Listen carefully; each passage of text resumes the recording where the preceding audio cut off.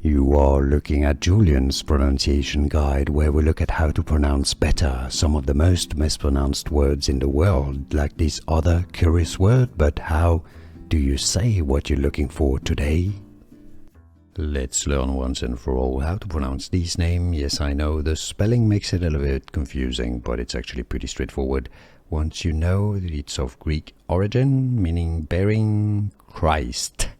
Yes, it comes from Christ or Christopher, and yes, that's kind of the confusion here.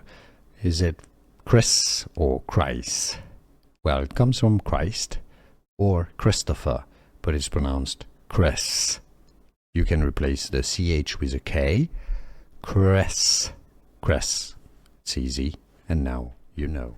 Here are more videos on how to pronounce more confusing words and names too many mispronounced. Like this video if you found it useful. I appreciate your support. I'll see you soon, and thanks for watching.